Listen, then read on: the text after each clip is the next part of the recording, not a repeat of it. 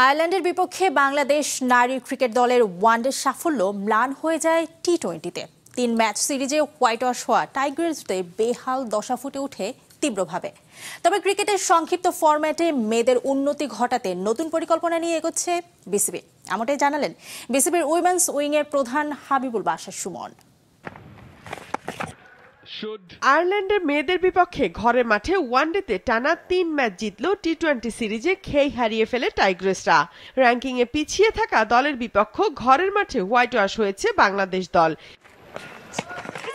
Big hitter না থাকা, single নিতে না পারা, বাজে ফিল্ডিং, স্পোর্টিং উইকেটে বোলারদের লাইন খুঁজে না পাওয়ার মতো বড় সমস্যাগুলো চোখে পড়েছে টি-20-তে।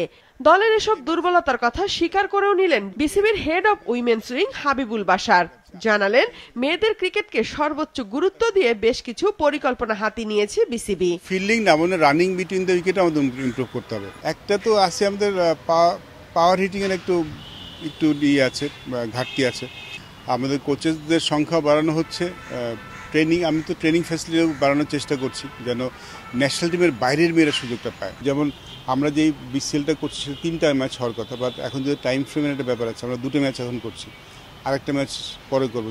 সিরিজে আম্পায়ার হিসেবে দায়িত্ব পালন করা সাথীরা জাকির জেসি বেশ কাছ থেকে বাংলাদেশ দলকে দেখেছেন। জাতীয় দলের সাবেক এই ক্রিকেটার মনে করেন, সিরিজ হারলেও টাইগ্রেসদের ইতিবাচক দিকও রয়েছে অনেক। কিছু বেস্ট প্লেয়ার বাংলাদেশ টিমে ধরেন মারুফা বলেন, Sultana one of the best player, তাদেরকে রেস্ট দেওয়া হয়েছে কারণ সামনে ওয়েস্ট ইন্ডিজ সিরিজ আছে।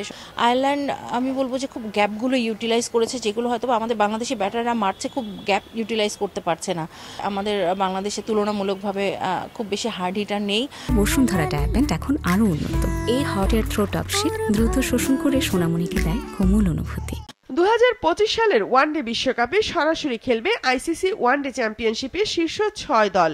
বাংলাদেশের মেয়েদের অবস্থান এখন 7 নম্বরে, 6 আছে নিউজিল্যান্ডের মেয়েরা। জানুয়ারিতে ওয়েস্ট ইন্ডিজের বিপক্ষে রয়েছে 3 ওয়ানডে, সেখানে 1 ম্যাচ জিতলেই 6 ওঠার সুযোগ রয়েছে।